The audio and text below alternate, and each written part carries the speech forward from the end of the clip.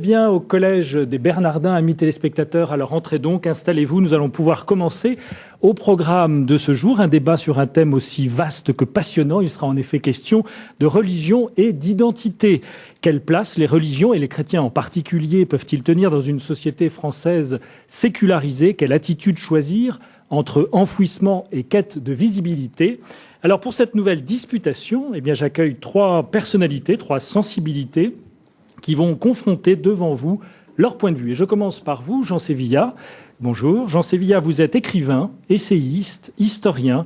Alors je suis allé un peu voir votre blog et j'ai lu 7 livres, plus d'1 millier d'articles en 30 ans de journalisme, des dizaines d'émissions de radio et de télévision, autant de conférences ou de séances de dédicaces à travers la France, des centaines de lettres de lecteurs. Ainsi se crée un lien, dites-vous, entre un écrivain journaliste et ceux qui suivent son travail. Autrement dit, vous avez un public. Vous êtes par ailleurs rédacteur en chef adjoint du Figaro Magazine.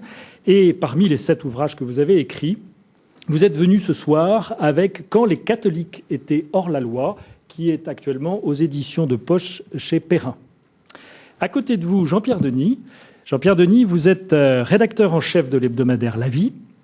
Alors, au petit jeu des blogs, qui a d'ailleurs le mérite de révéler ce que leurs auteurs veulent dire d'eux-mêmes, ce qui est pas mal pour des journalistes, pour présenter des journalistes, eh bien, vous présentez, vous vous revendiquez comme catholiquement incorrect. Faudra répondre. C'est peut-être imprudent. Il faudra répondre de cette formule, évidemment. Alors, vous êtes un homme de défi. Vous avez relancé un peu, je crois, le magazine La Vie, qui, avec vous, connaît un nouveau souffle. Et d'ailleurs, j'en veux une preuve qui est très en lien avec ce dont il va être question ce soir, à savoir l'initiative que vous prenez en septembre prochain en organisant rien que ça les États généraux du christianisme. Ça se passera à la faculté catholique de Lille. Alors j'ai regardé un peu ce qu'on en disait, ce que vous en disiez de ces États généraux, et je lis tradition, modernité, pluralisme du tout se vaut ou communion à tout prix. Les religions sont travaillées par des tensions internes et par la question du rapport avec le monde extérieur. Avouez qu'on est pile dans le sujet de ce soir. Enfin, Père Antoine Guggenheim. Bonsoir. Alors, on peut dire que vous nous accueillez parce que c'est ici que vous officiez le plus clair de votre temps. Je me sens accueilli par vous formidablement. Également. Donc, vous êtes le théologien de notre disputation. On verra. En tout cas, vous devez, je crois, accepter ce rôle. Alors, pour commencer, puisque dans le titre, ou au moins dans le sous-titre, il y a ce gros mot de sécularisation, moi je voudrais, Jean Sévillat, que vous nous disiez si la sécularisation est, comme on l'entend souvent, un facteur, un processus qui aboutit à l'effacement, voire à la disparition progressive à la fois du sacré, de la religion, de la foi et même de l'Église, est-ce que le constat qui s'impose en France, c'est que l'institution et la religion catholique en général résistent drôlement à ce processus?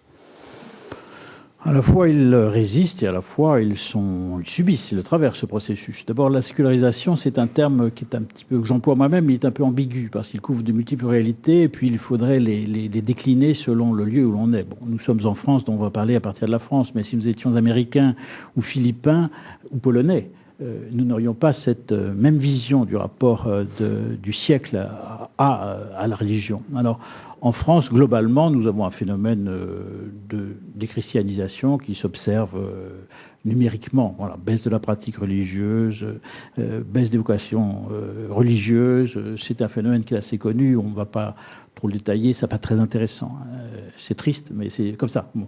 Alors, il y a une multiplicité de causes et je veux dire, la réalité est toujours complexe et rien n'est moniste dans le monde et on peut rien expliquer par une seule cause. Donc, il y a une multiplicité de causes. Bon, mais le fait est là. Le fait est là. Et si on prenait des indicateurs de la vie sociale, de la vie culturelle, de la vie intellectuelle et même de la vie politique différents en 1900, en 1950 et en 2000, on s'aperçoit qu'on a changé d'époque. Et de ce point de vue-là, nous sommes dans une société où le fait religieux a régressé, sa présence a régressé dans la société du point de vue des vieilles religions institutionnelles, je pense aux églises chrétiennes. On a une réaffirmation forte d'une confession qui était naguère périphérique dans l'espace culturel français, l'islam, qui devient central avec le phénomène de l'immigration, et puis du fait qu'il y a maintenant des Français musulmans nombreux. Avant, il y en avait, on a toujours eu, mais ils étaient outre-mer. Maintenant, ils sont sur le sol métropolitain. Et puis, en même temps, il y a le judaïsme se porte plutôt pas mal, hein. Le protestantisme, lui, se porte très mal. Voilà. Et en même temps, ça, c'est une donnée, mais ce qui est surtout frappant, voilà, c'est la montée de l'indifférence religieuse, et de l'incroyance et de la non-définition religieuse. Il y a des enquêtes qui ont été faites, qui sont faites. On donne des chiffres. Je veux dire, le nombre de jeunes Français qui ne se définissent pas par rapport à une religion est aujourd'hui, je crois, majoritaire chez les 18-24 ans. Voilà, c'est un phénomène massif. Alors, en même temps, je contrebalance et excusez-moi, je vais laisser la parole à mes contradicteurs, peut-être ils ne contrarieront pas, mais en même temps, on s'aperçoit que le fait religieux est toujours là, permanent et présent dans le débat d'idées. Il est présent sur toute la question que nous avons vu autour du voile musulman, de la burqa aujourd'hui, c'est une discussion sur le religieux, les questions de bioéthique en permanence butent sur le religieux, etc. C'est-à-dire qu'on est à la fois dans une situation de négation, d'effondrement du religieux, et en même temps, Dieu frappe à la porte. Voilà. Et Jean-Pierre Denis, sur l'autre aspect de ma question, qui était la résistance de la présence chrétienne dans la société. J'insiste sur cette question parce qu'on pourra effectivement égrener tous les facteurs de baisse, de pratique, etc. Mais si en même temps on s'aperçoit que d'une certaine manière, les valeurs évangéliques n'ont jamais été aussi présentes au cœur même de notre société, alors il faut s'en réjouir. Oui, mais c'est là que je vais vous décevoir tout de suite en matière de disputation, parce que je dois dire que je suis d'accord pour parler de l'ambiguïté de ce terme de sécularisation, et justement pour les raisons que vous évoquez. Au fond, c'est un terme qui est à la fois trop fort et trop faible. C'est-à-dire, d'une certaine façon, la sécularisation, qu'est-ce que ça veut dire? Ça veut dire que les valeurs évangéliques se sont dissoutes, on dira, si on est pessimiste, diffusées, si on est un peu plus optimiste, dans la culture contemporaine. La culture des droits de l'homme, qui est une culture que l'Église a combattue pour des raisons historiques, politiques, bien compréhensibles, c'est une culture qui prend sa source dans l'Évangile. La séparation du public et du privé, qu'il faudrait d'ailleurs creuser et même contester, c'est une séparation qui peut aussi s'enraciner d'abord dans l'Évangile de lui-même, rendez à César ce qui est à César, rendez à Dieu ce qui est à Dieu, et puis dans les combats de l'Église du Moyen-Âge, qui a distingué le pouvoir judiciaire et le pouvoir canonique. Donc ces distinctions-là, qui sont à la source d'autres mondes modernes, ce sont des distinctions qui s'enracinent dans l'Évangile. Et d'un autre côté, c'est un terme qui est un peu faible, parce que ce qui, moi, me paraît frappant, c'est pas tellement la question de la pratique religieuse. D'ailleurs, je suis pas sûr que la pratique religieuse s'effondre aujourd'hui. Elle s'est effondrée, c'est un fait, mais les catholiques pratiquants réguliers sont aujourd'hui à un seuil, disons, qui ne semble pas devoir s'effriter beaucoup, sinon par manque de prêtres, finalement. Donc, c'est pas tellement l'indicateur. Et puis, il y a d'autres formes de pratiques, et ça, on ne le voit pas toujours. Mais il y a d'autres formes de pratiques religieuses, d'autres façons de manifester son appartenance à la foi chrétienne.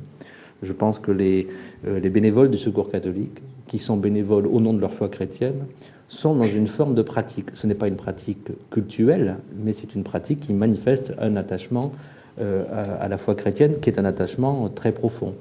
Quand un Français sur deux, 50%, 60%, selon les sondages, disent qu'il se dit catholique, on peut commencer à dire oui, mais ça ne vaut rien parce que ce sont des catholiques non pratiquants. Mais il faut commencer par écouter ce qu'ils disent. Ils disent nous sommes catholiques.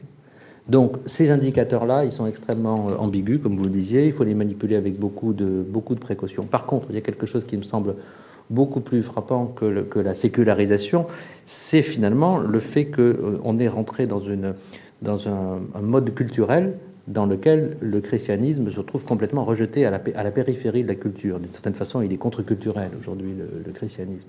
Ça, c'est véritablement le grand défi.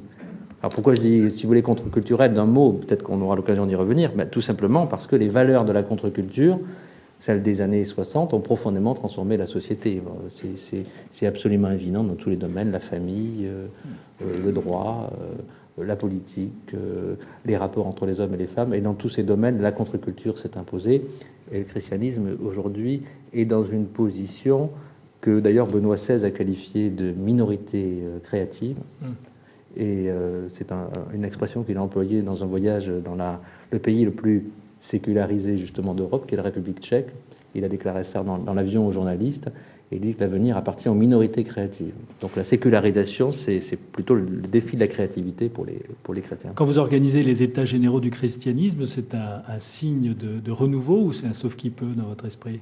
Je crois que la période de panique Je comprends en même temps le sentiment de perte que beaucoup de chrétiens éprouvent, c'est-à-dire se dire finalement le sol se dérobe sous nos pas, on ne sait pas où on va, nos valeurs ne sont plus partagées. Mais ce n'est pas du tout ça qu'on entend quand on discute avec les jeunes catholiques. Ce qu'ils disent, ce n'est pas ça. Ils savent que ce monde-là s'en est allé. C'est pas ça qui les intéresse. Et moi, c'est pas ça qui m'intéresse non plus. C'est-à-dire, au fond, la question, c'est est-ce que le christianisme a encore quelque chose à dire dans la société qui est la nôtre aujourd'hui, sans la condamner, sans la bénir non plus aveuglément, mais est-ce qu'on a encore quelque chose à dire? C'est ça le projet des États généraux du christianisme, c'est de se dire oublions les débats idéologiques des années qui ont occupé nos prédécesseurs, finalement, sans doute à juste titre. Oublions les enjeux de pouvoir. Rendons-nous compte qu'on n'a pas vraiment la solution, la réponse à tout, mais discutons avec une ouverture de cœur, d'esprit, autant qu'on peut l'avoir. Antoine Guggenheim, est-ce que la société française attend quelque chose de nous, les catholiques? Est-ce qu'il y a, au-delà de ce constat sombre que nous venons de faire, une attente malgré tout? Le constat est sombre parce qu'il s'est situé au plan où il n'y a pas de lumière, c'est-à-dire de la sociologie elle-même. C'est pas dans la sociologie qu'on voit la réalité profonde du christianisme, bien sûr, mais à la lumière de l'Évangile. Le mot séculier ou sécularisation doit d'abord être défini pour comprendre ce que les gens attendent des chrétiens. La sécularisation, siècle, séculum, c'est le temps, celui-ci, qui nous est donné pour bâtir un monde humain, pour accomplir nos vies humaines. Et donc la prise en charge par l'humanité du caractère séculier de son existence est un fruit du christianisme en ce sens. C'est un des mots-clés du Concile Vatican II pour définir la mission des laïcs dans le monde, prendre en charge le caractère séculier de l'existence. Pas vivre dans un autre monde que celui-ci, mais transformer celui-ci. Alors, au plan sociologique, on repère des signes d'effacement du christianisme sociologique extrêmement brutaux et réguliers depuis au moins un siècle, peut-être deux.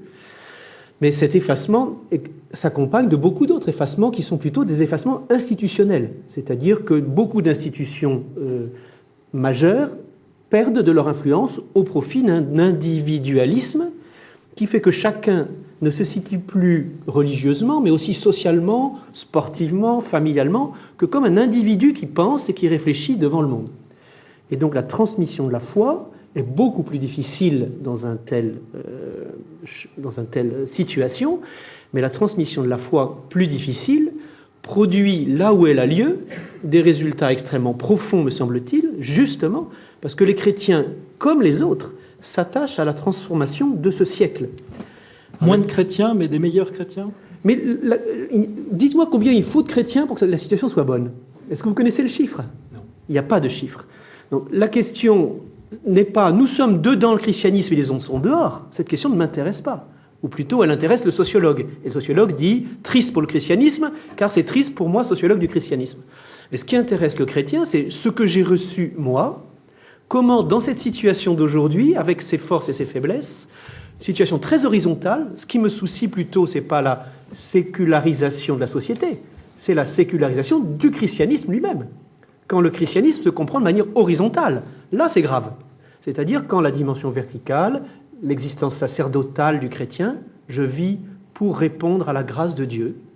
Je vis et je m'offre moi-même en retour à la grâce de Dieu. Quand ça disparaît de l'intérieur de l'Église, alors là je pense qu'il y a un vrai travail d'évangélisation à faire. Et on en est là?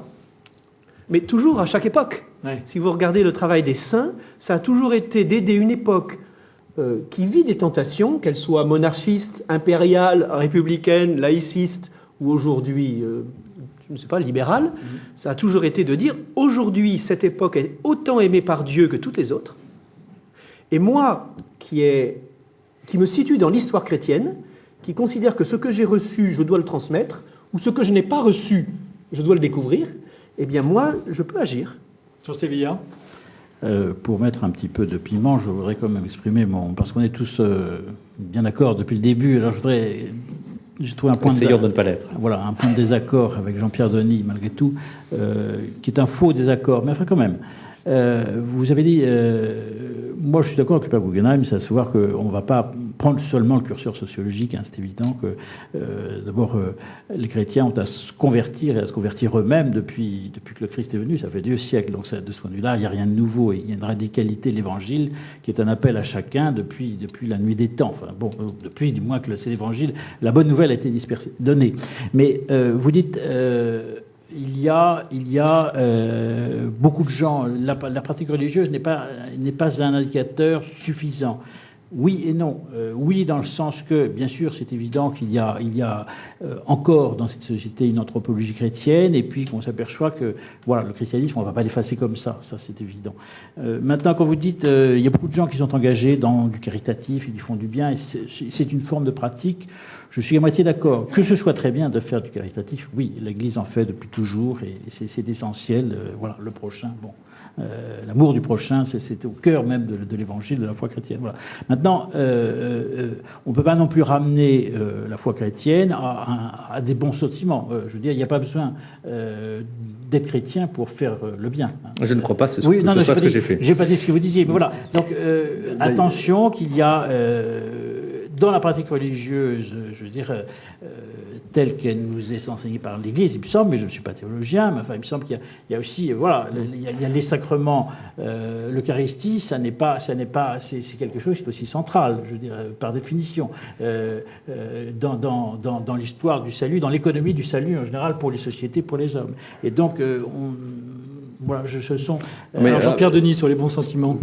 Oui, ben je suis comme tout le monde, a priori, je les récuse, sauf quand c'est les biens, évidemment, mais non, bien sûr, sauf qu'il y a une contradiction, c'est-à-dire on ne peut pas dire que la charité est au cœur même du fait même, de l'être même du chrétien, et dire que finalement c'est une activité comme ça en passant, et que c'est pas le cœur et la pratique. Je ne pense pas justement qu'on puisse opposer la pratique religieuse et une forme d'engagement, quel que soit cet engagement d'ailleurs, et quand vous parliez d'horizontalité et de verticalité, du coup, je pense que c'est bien la combinaison des deux qui fait l'être chrétien. Donc, on ne peut pas garder l'un ou garder l'autre. Je ne pense pas qu'on puisse que ce soit en option. Ce que je veux dire simplement, c'est que précisément qu'il faut se méfier d'un seul indicateur sociologique qui serait celui de la pratique religieuse régulière, qui ne dit que ce qu'il veut dire, c'est-à-dire un attachement évidemment important pour vous et moi, pour beaucoup de catholiques, important à la pratique cultuelle, à la pratique eucharistique, c'est absolument certain,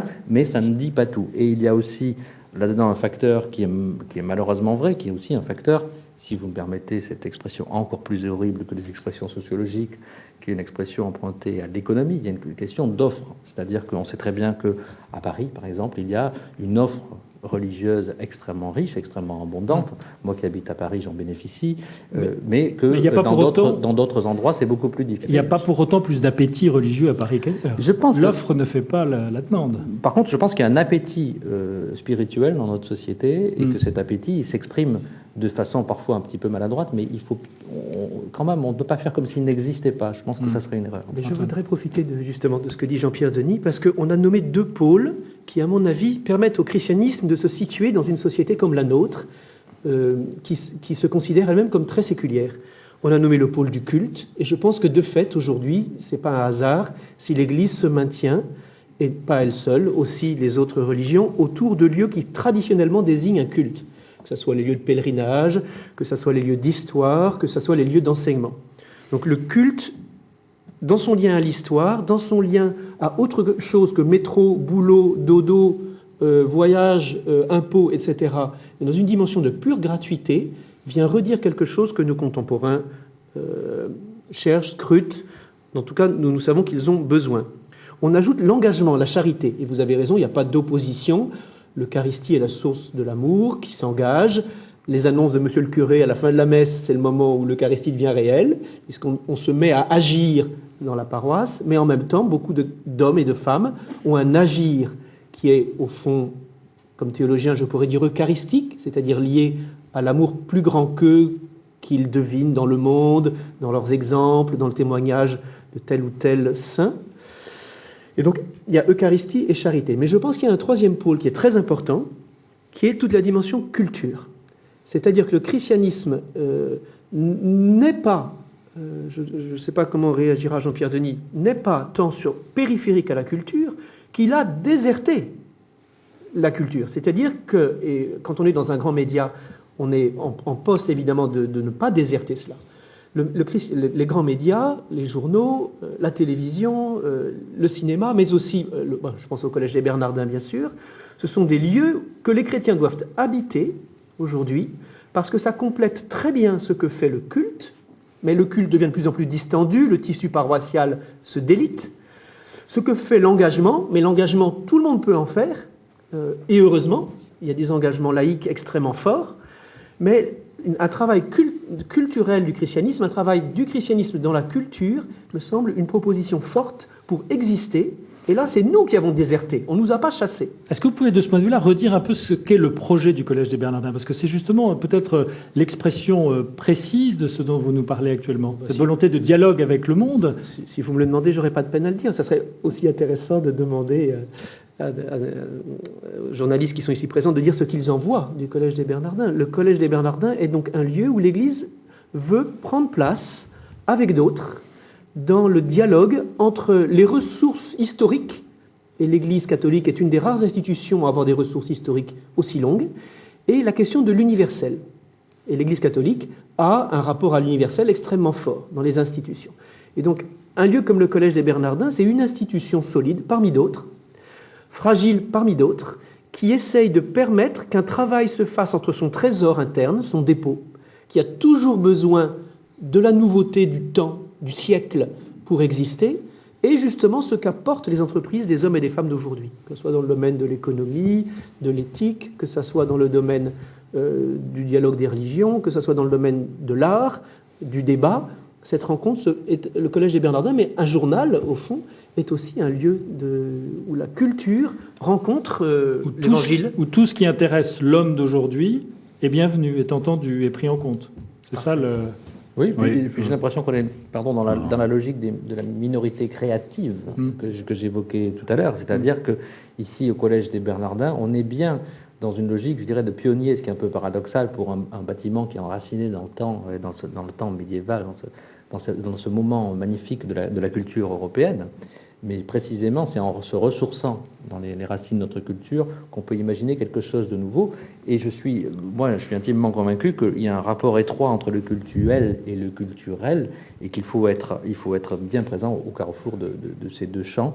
Mais quand je parlais je n'aime pas tellement d'ailleurs l'expression qu'emploient les sociologues d'exculturation, qui semblerait dire qu'on s'est débarrassé comme ça du christianisme et que la question est réglée. Mais ce que je veux dire, c'est que quand je parle de culture, là, c'est au sens encore plus large du terme, c'est-à-dire c'est le droit, c'est les formes de la vie en société, c'est les relations entre les sexes, c'est la définition même de la famille, et puis c'est le commencement de la vie, la fin de la vie, le sens de l'existence même.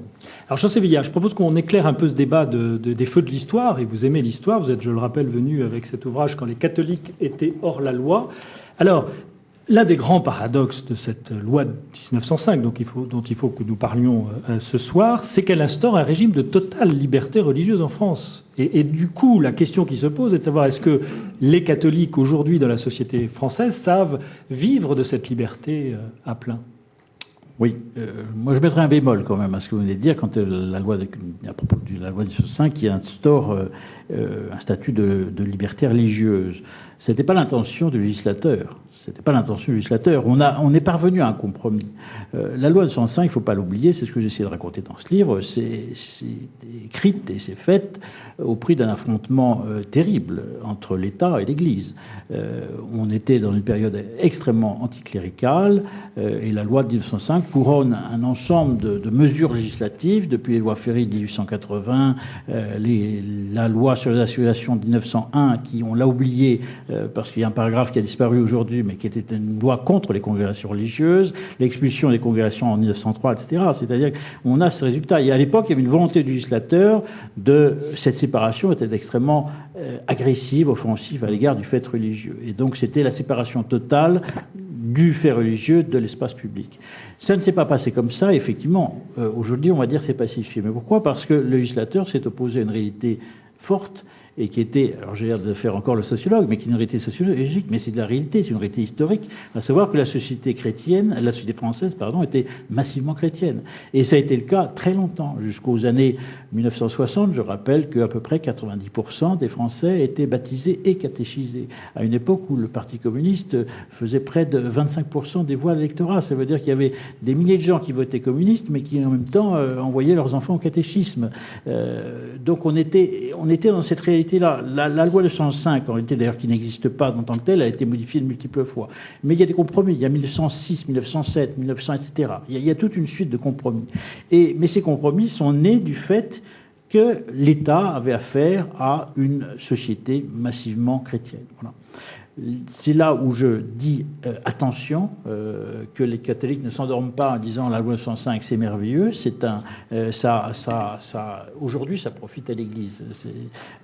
Mais enfin, ça a gelé, cette loi, si vous voulez, a gelé une forme de statu quo, de rapport de l'État aux religions qui reposait sur une société qui est en train de disparaître, sur un État social qui est en train de disparaître. Et donc il y a de nouveaux équilibres qui risquent de se créer dans les années qui viennent et qui peuvent être extrêmement défavorables à la religion. Donc je dis attention. Voilà. Jean-Pierre Denis, est-ce que le statu quo est menacé ? Puisque vous vous dévouez pour faire le sociologue, je vous surprendrai en faisant le papiste. Et je dirais que moi j'étais très frappé à l'époque, pour le centenaire de la loi de 1905, du message que Jean-Paul II a adressé à la France via l'épiscopat français. Et c'est un message extrêmement positif sur cette loi de 1905. Il dit que cette loi a été une chance pour l'Église de France. Alors évidemment, dans le contexte de l'époque, contexte extrêmement polémique, contexte dans lequel le pape de l'époque lui-même était sur une logique assez frontale, on n'a pas vu ça. Mais de fait, avec le recul, on voit que ça a été une chance extraordinaire pour l'Église. Pourquoi ? Parce que, tout d'abord, sans cette loi, aujourd'hui, l'Église serait ruinée.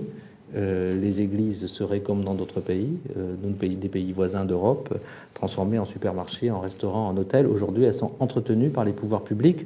C'est une très bonne chose. Ça, c'est très matériel. Vous allez me dire, on veut s'élever à d'autres hauteurs. Et justement, le deuxième aspect de la loi de 1905, c'est la liberté. La liberté qui a été imposée douloureusement à l'Église et qu'elle a vue comme une contrainte, aujourd'hui, c'est notre liberté dont nous bénéficions tous les jours de pouvoir exprimer nos convictions dans une société dans laquelle nous n'avons pas moins de droits que les autres, puisque aujourd'hui, finalement, la question pourrait se poser. Mais, en revanche, il y a une question qui est assez rarement abordée, et il y a une interprétation de la loi de 1905 qui s'est imposée, qui, à mon avis, n'est pas dans le texte lui-même, n'est pas dans l'esprit du texte, est une construction idéologique a posteriori. C'est l'idée qu'il y a d'un côté la sphère privée, de l'autre, la sphère publique, et que les croyances n'ont pas à intervenir dans la sphère publique. Ça, c'est pas l'esprit de la loi de 1905. L'esprit de la loi de 1905, c'est il y a d'un côté l'État, et de l'autre, il y a l'Église, les églises. Chacun dans son ordre propre. Et il n'est nullement dit que l'Église doit se taire et qu'elle n'a pas à intervenir dans le débat public.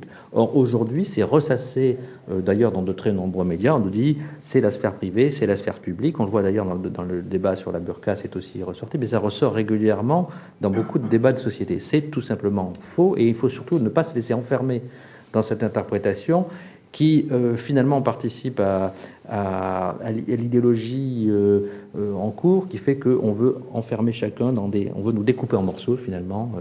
D'un côté, nous sommes des citoyens, de l'autre, nous sommes des croyants, ailleurs, nous sommes des consommateurs. Non, nous avons prétention comme chrétiens, me semble-t-il, d'avoir une parole unie sur la personne humaine. Est-ce que les événements récents, vous avez cité le problème de la burqa, on ne va pas focaliser uniquement là-dessus, bien sûr, mais est-ce que ça ne va pas justement amplifier cette dichotomie entre le religieux affaires privées et puis le débat public, et comment, si c'est le cas, comment aménager les choses? Est-ce qu'il faut aménager la loi, accepter certaines choses, ou au contraire rester dans la visée de la laïcité française telle qu'on la vit et on la connaît depuis un siècle? Ça ressort sur ces débats des débats comme celui de la burqa, mais ça ressort, à mon avis, de manière encore plus virulente sur des débats non religieux en apparence, des débats de société. Je pense notamment aux débats qui concernent la bioéthique, aux débats qui concernent la famille, le couple, le mariage, enfin tous les débats assez sensibles de notre époque. Oui, mais justement, si je puis intervenir, pardon, père, c'est là où, je veux dire, on ne peut pas idéaliser la loi de 1905 contre laquelle, que j'accepte par définition, je suis français, c'est bien. Mais je veux dire, cette laïcité très laïciste que nous avons, enfin, qui est une tradition française, elle est quand même née en 1905, vous avez beau dire, vous avez une vision un peu irénique des choses. Elle n'est pas née en 1905, elle date des combats du 19e siècle. Je la prends. C'est la cristallisation, je la cristallise, je suis d'accord. Bon. Mais cette vision qui tente à radicalement séparer, je dirais, le religieux de l'exclure de la foi publique, de la sphère publique, laisse entier un certain nombre de problèmes immenses. Et c'est ici où on voit que la laïcité, si elle est sacralisée, n'est pas une solution, un remède miracle. Vous venez de l'esquisser, d'ailleurs, la question de la bioéthique, mais c'est un exemple très important, on en pourrait en trouver d'autres. Une société repose sur un certain nombre de codes, un certain nombre de valeurs communes. Notre société, parce qu'elle a été imprégnée par le christianisme, a été imprégnée par une anthropologie qui venait du christianisme, si bien que même les anticléricaux, même les bouffeurs de curés, étaient souvent des chrétiens malgré eux, je dirais, même s'ils détestaient l'Église. Bouffer les curés n'étaient pas très chrétiens, mais... Oui, bien sûr. Mais enfin, je veux dire par là, ils étaient inconsciemment, ils étaient dans une anthropologie chrétienne. Alors c'est ça qui est intéressant, Jean Sévilla, parce qu'au fond, il a quand même fallu que l'État se dresse avec force et rudesse, votre livre le raconte, même donne des photos, contre l'Église, pour que l'Église redécouvre que dans la laïcité, il y avait une idée chrétienne que comme institution, elle n'avait pas vue. Et cette idée que l'Église a pu reconnaître ensuite, Jean-Paul II l'a fait en 2005, c'est que l'État a dans sa mission de bien commun et d'ordre public de permettre que toute organisation temporelle, on retrouve ce mot de séculier, respecte la liberté des autres organisations. Et vous savez que la doctrine des catholiques jusqu'au Concile Vatican II, c'était la tolérance pour les autres. Et la tolérance, c'est dangereux parce que c'est le contraire de l'intolérance. Et donc on passe aisément de l'un à son contraire. Et il a fallu longtemps, y compris des lois dures pour l'Église, pour que non seulement l'État lui-même adapte le point de vue sur lequel il avait voté cette loi, mais que l'Église comprenne elle-même par le combat et par d'autres combats qui seront ceux contre les idéologies communistes et hitlériennes, comprenne par ce combat qu'elle avait elle-même mieux à dire que la tolérance qu'elle va exprimer à Vatican II sous le concept de liberté civile de religion, qui n'est pas toutes les religions se valent, ça ne peut pas être le point de vue d'un croyant sur les autres religions, mais qui est le point de vue que pour l'État, il faut une sorte d'agnosticisme de l'État, il n'est pas compétent pour dire quelle est la vraie religion, alors que c'était non pas la doctrine, mais c'était l'expression de la doctrine catholique. L'État avait la charge de dire quelle était la vraie religion. Non, il est incompétent, c'est pas ça. S'il fait ça, il va faire de la violence, parce que l'État a la charge du pouvoir, et si on met le pouvoir au service de la vérité, on trahit la vérité elle-même, qui ne se cherche que par sa propre force. Et il a fallu un travail considérable. Et on peut souhaiter qu'aujourd'hui, l'État accomplisse cette même mission, même si elle paraît dure à une autre religion que le catholicisme, aujourd'hui, celle des musulmans, dans sa diversité et son unité, afin que ce travail se fasse à l'intérieur de l'islam. Et que nous, catholiques, peut-être, nous puissions dire à nos frères musulmans en toute amitié, c'est dur, mais il faut y passer.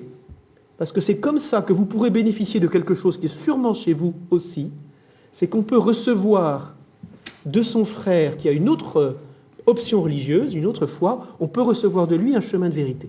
Mais là, l'État comme tel, dans l'ordre séculier, il y a une saine sécularisation pour l'Église catholique, comme il y a une saine laïcité, elle a sa propre définition de la laïcité. J'ai bien aimé dans votre livre l'exemple, l'anecdote, mais elle parle beaucoup, c'est Jean Jaurès. Il y a un scandale qui se passe parce qu'on apprend que sa fille a fait sa première communion. Alors ça fait du bruit et les députés de son parti le lui reprochent et il dit « Je ne sais pas si vous êtes capable, mais moi je ne suis pas capable de commander à ma femme. » Voilà. Donc, la religion est une affaire de femmes. On est dans la division sphère politique, sphère privée. Donc c'est pas le sommet, mais au fond c'est un accord interne à une famille. Alors, vous donnez un autre exemple qui, à mon avis, complète ce premier, qui est que dès que la loi de 1905 est votée, et dès qu'au fond le concordat qui existait depuis Napoléon entre la République française ou l'État et le Vatican est dénoncé de manière unilatérale par la France, les évêques retrouvent un droit dont ils étaient privés par les articles fondamentaux depuis Napoléon, le droit de se rassembler. Les évêques n'avaient pas en France de 1802 à 1905 le droit d'émettre un avis à plusieurs, ni de se retrouver dans un même lieu. Et c'est la loi de séparation qui leur a rendu ce droit, qui permet aujourd'hui une vie épiscopale conforme à la nature même de l'Église. Donc il y a dans cette séparation aussi une liberté, comme on l'a dit, qui est un risque, qui à mon avis pose un problème par rapport à la vérité, justement. Qu'est-ce que c'est que la vérité qu'on peut chercher librement? Et comment est-ce que dans les lieux où on enseigne la vérité, la laïcité ne devient pas une deuxième religion, dont l'État serait le prêtre, mais la laïcité est la condition pour que chacun puisse chercher sa vérité. Mais comment le pratiquer dans un cours de philosophie en terminale? Ou dans un cours d'histoire en seconde? Ça, ce sont des questions qui demandent qu'un pays civilisé comme la France se mette tous ensemble, mais tous ensemble à réfléchir, parce que personne ne sait exactement comment faire. Quelqu'un veut réagir au propos du père Guggenheim? J'en sais bien. Sur un point précis, je suis d'accord avec vous, mon père, quand vous dites que, de toute façon, c'est l'Église qui a pris cette orientation globale, que, de toute façon, nous sommes dans une société mêlée, éclatée d'une certaine manière. Il est évident que c'est pas l'État qui peut donner une vérité en religion. Bon, c'est l'évidence. Maintenant, je dirais attention, il ne faut pas tomber basculer dans un excès contraire qui voudrait dire que le rôle de l'État est totalement indifférent en matière religieuse. Comme chrétien, personnellement, je les cherche d'ailleurs en vain, mais enfin, si j'avais des hommes politiques chrétiens devant moi, je trouverais que ça ne serait pas inintéressant. L'Église dit aussi qu'il y a une façon chrétienne de faire de la politique. Le cardinal Ratzinger avait publié il y a quelques années une note pour dire qu'il y a un certain nombre de critères qui ne sont pas négociables pour des chrétiens en politique. Donc il ne faut pas exclure cette dimension-là. Je voulais le dire parce que il ne faut pas non plus avoir une vision éthérée de la réalité. Voilà, une religion, c'est de religaré, c'est aussi des choses très concrètes. Et donc c'est une vieille tradition chrétienne. Il ne s'agit pas de faire ressusciter le constantinisme, mais enfin, l'Église a toujours eu quand même un œil sur le rôle de l'État qui n'est pas non plus, qui peut être complètement neutre. Il doit l'être philosophiquement, bien entendu, mais il y a même une doctrine chrétienne de l'État qui inspire dans certains pays. Je pense à l'Allemagne. Le Parti socialiste allemand, le SPD, reconnaît dans ses sources qui sont non marxistes la doctrine sociale de l'Église comme une des sources d'inspiration à côté de grands auteurs socialistes. Dans d'autres pays que la France, c'est possible. Messieurs, oui. Simplement se souvenir que l'Église, encore aujourd'hui, continue à se battre pour être séparée de l'État. Où ça? En Chine. C'est pas rien. En Chine, depuis un demi-siècle, l'Église se bat pour récupérer son droit, justement, sa laïcité, d'une certaine façon, face au communisme, son droit de nommer des évêques indépendamment du pouvoir politique. Ça veut dire que c'est un combat qui n'est pas terminé. Et il faut se souvenir aussi, d'ailleurs, je fais une petite remarque, qu'à l'époque où il y avait ce combat autour de la laïcité à la française de la loi de 1905, à l'époque mourait, mais entrait encore en application, le droit pour les puissances européennes de déclarer que tel ou tel cardinal ne pouvait pas être élu pape. Et ce droit a été appliqué encore au début du XXe siècle, pour la dernière fois. Donc ça veut dire qu'on vient d'une histoire dans laquelle l'Église a aussi beaucoup perdu, du fait même qu'elle était reliée à l'État, puisque l'Autriche, la France, l'Espagne pouvaient déclarer que tel ou tel cardinal, par exemple, ne pouvait pas être élu pape. Alors je vous propose, pour avancer sur notre débat de religion et identité, d'évoquer la question de la visibilité. Quelle visibilité pour les chrétiens aujourd'hui dans la société? Je voudrais, pour lancer cet aspect des choses, citer Monseigneur d'Agens, qui a beaucoup travaillé sur cette question, vous le savez tous.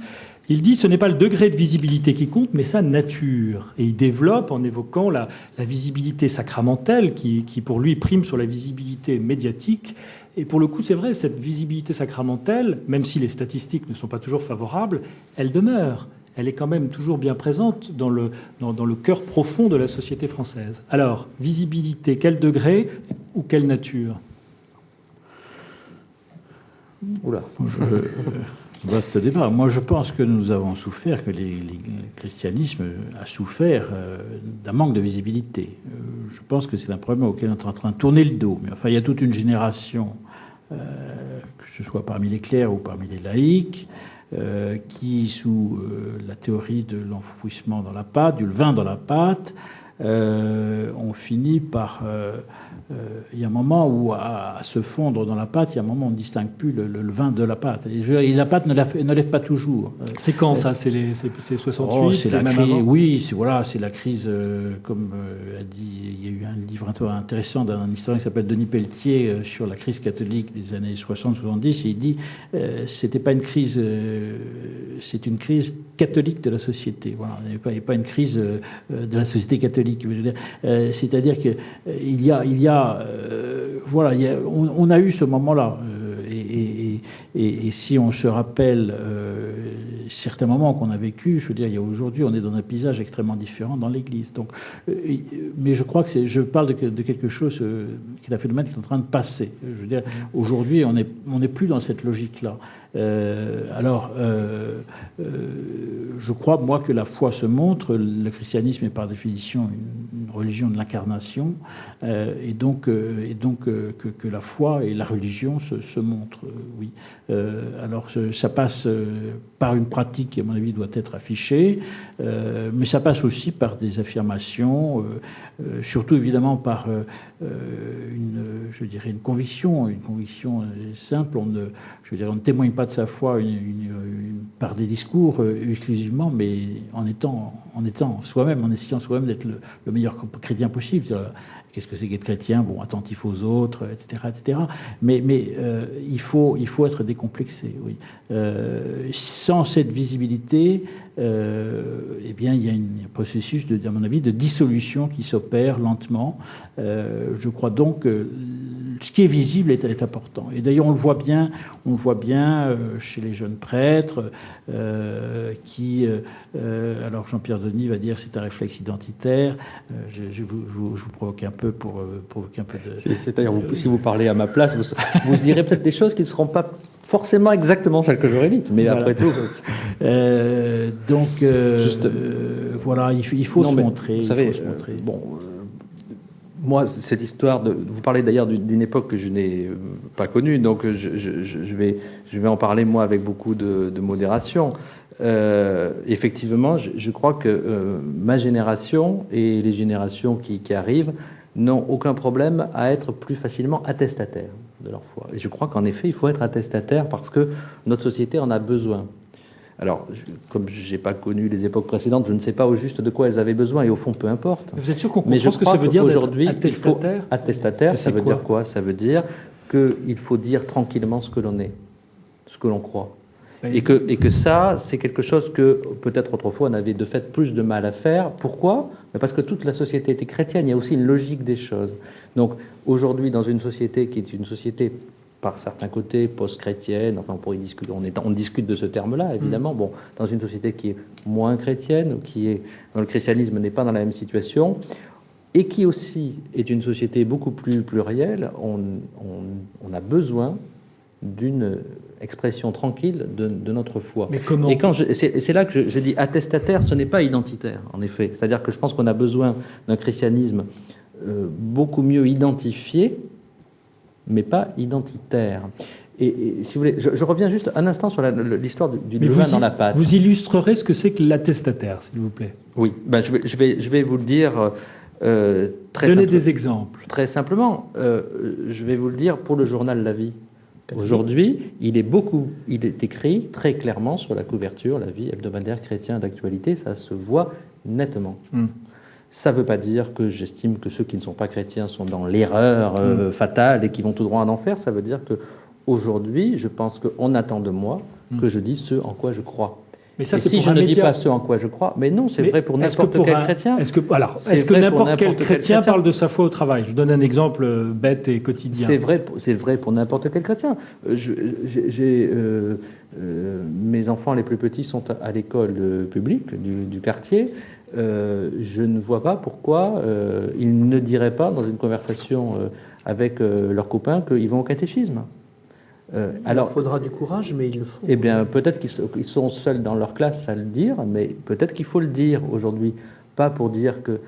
Parce que aujourd'hui, ça passe, je crois, en plus beaucoup plus facilement peut-être qu'il y a quelques années. C'est-à-dire qu'on se cache souvent derrière notre petit doigt. Donc là, peut-être que je vous surprends, mais moi, je me sens de cette époque-là qui est une époque qui, si vous ne voulez pas le mot attestataire, on pourrait dire qui est plus confessante, qui appelle à confesser sa foi et qui le fait, je crois, plus facilement. Mais ça ne veut pas dire qu'il faille tomber, parce que l'opposition, d'abord, le levain dans la pâte, qu'est-ce que c'est? D'abord, c'est l'Évangile. Donc c'est pas rien. Bon. Et puis c'est une vision mystique. Si le levain est dans la pâte, c'est pour que l'ensemble de la pâte lève, c'est pour le royaume des cieux.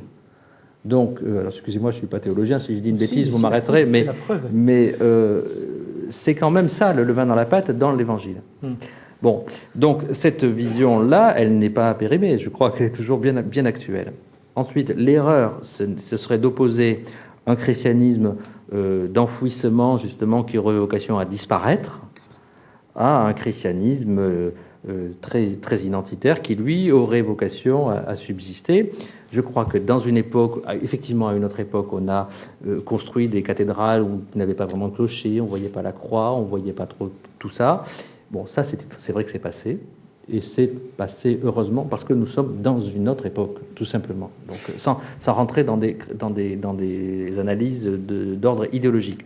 Par contre, je crois que l'erreur symétrique, si vous voulez, après avoir essayé de s'enfouir, l'erreur symétrique, ce serait de regarder la société en surplomb et la regarder d'en haut en disant nous avons réponse à tout.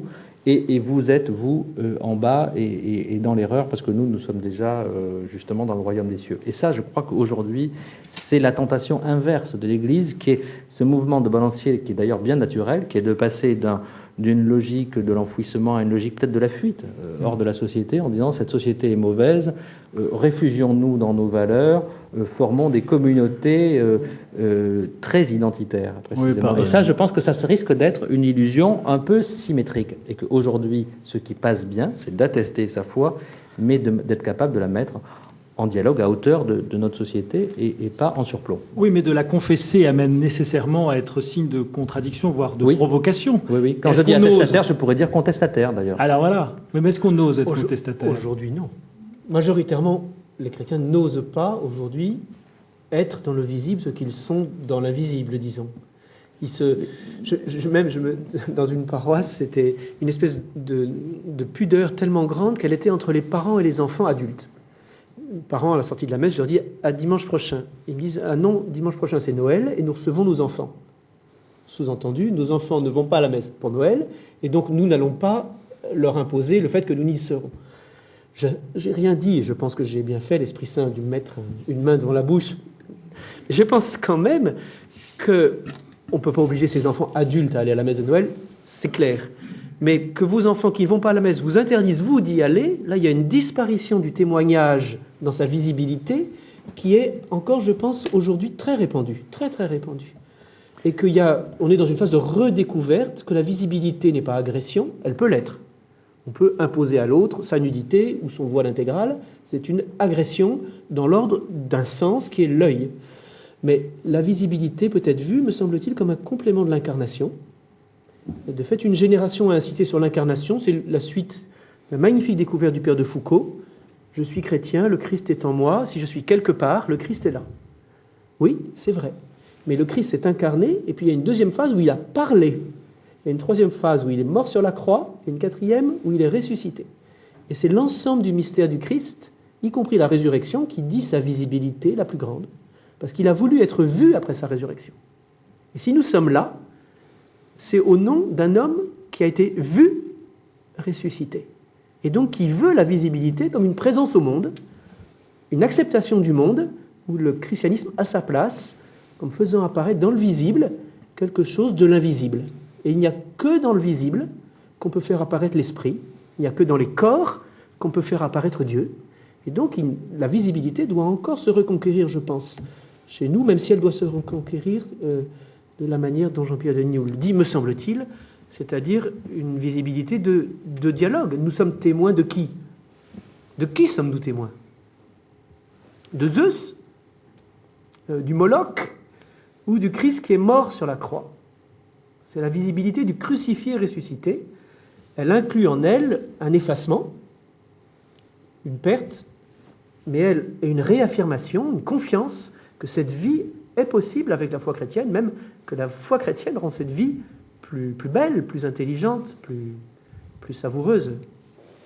Ce qui est en cause aussi, je pense, mais je ne suis pas juge, Dieu seul est juge. Lui seul sonde les reins et les cœurs, mais nous sommes aussi dans une période de foi tiède. Et je n'ai pas à juger la foi de mes frères, c'est évident, mais je pense aussi, c'est une question je peux me retourner à moi-même, mais je veux dire, est-ce que tous les chrétiens croient au Christ? Si je voulais être provocateur, vous voyez ce que je veux dire par là? C'est que le processus de conversion, eh bien, il faut l'appliquer d'abord à soi-même. Et souvent, il y a aussi beaucoup de tiédeur, il y a encore des habitudes sociologiques qui tiennent lieu, même si ça s'est réduit, mais qui tiennent lieu précisément d'habitudes ou de vernis religieux. Et il y a aussi un manque de foi, mais parce que il y a aussi, je pense, je ne vais pas faire des polémiques catholico-catholiques, mais je pense qu'il y a aussi une génération catholique qui a été reçu une éducation religieuse faible parce que on lui a donné des outils faibles et donc il y a aussi ce résultat-là. Je crois que, mais personnellement, je suis de ce point de vue-là beaucoup plus optimiste sur une nouvelle génération catholique qui sont le mot d'identité ne me gêne pas. Jean-Pierre Denis, le grand pape Jean-Paul II a écrit un livre qui s'appelle Mémoire et identité. Vous savez, donc le mot identité. C'est le mot identitaire qui me pose problème, pas celui d'identité. Oui, justement, je pense. Vous jouez un peu sur le mot. Mais je pense qu'on peut avoir une nuance qui est peut-être un petit peu subtile, mais qui renvoie quand même à des différences assez sensibles. Dans un cas, on est assez facilement dans l'idéologie, dans l'erreur peut-être symétrique des erreurs des générations précédentes. Dans l'autre cas, on est dans une confession de foi. Ouais. Le chrétien, signe de contradiction. Je voudrais quand même qu'on y revienne, parce qu'il y a vraiment un divorce sur un certain nombre de sujets avec la société contemporaine. Alors, quel est l'avenir? Faut-il faire l'inventaire entre ce que nous retenons de notre foi chrétienne ou pas? Je pense bien sûr à la morale personnelle. Depuis Paul VI, il est clair qu'il y a des choses qui passent pas dans la société et qu'on nous renvoie systématiquement aux chrétiens, ces déclarations et ces principes comportementaux. Alors pour vous, c'est important, ça fait partie de ce comportement de chrétien qui doit se revendiquer, ou est-ce qu'au contraire, il faut... Pour moi, c'est important, oui, parce que c'est question de morale personnelle. Alors là aussi, je ne suis pas juge de mes frères, mais enfin, je crois que ce que dit l'Église a un sens qui est très profond.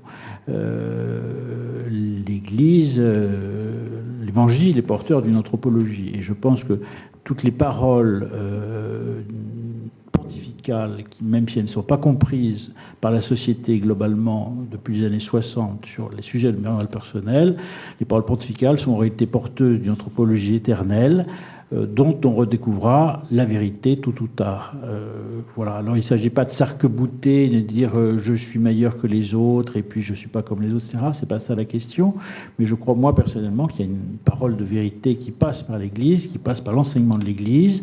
On redécouvrira cette anthropologie-là. Et d'ailleurs, on est en train, déjà, cette chose est en train de bouger. On voit depuis 10-15 ans déjà toute une contestation sur toute l'idéologie de la libération sexuelle. On est en train de s'apercevoir les limites du phénomène. Et on redécouvre des vérités éternelles. Et donc, de ce point de vue-là, moi, je crois que l'Église n'a pas à rougir. Et ce qu'on lui impute sous prétexte de passéisme, en réalité, c'est une vision, à mon sens, qui est souvent prophétique. Messieurs, ce débat touche à sa fin. Je vais citer la lettre à Diognet comme peut-être illustrant tout ce qu'on a essayé de dire. Ce que l'âme est dans le corps, les chrétiens le sont dans le monde. L'âme est répandue dans tous les membres du corps comme les chrétiens dans les cités du monde. Ce sont eux pourtant qui soutiennent le monde. Conclusion donc, merci à chacun. On se retrouve dans 8 jours pour un tout autre débat sur le salut et l'hindouisme. D'ici là, portez-vous bien. Merci, au revoir.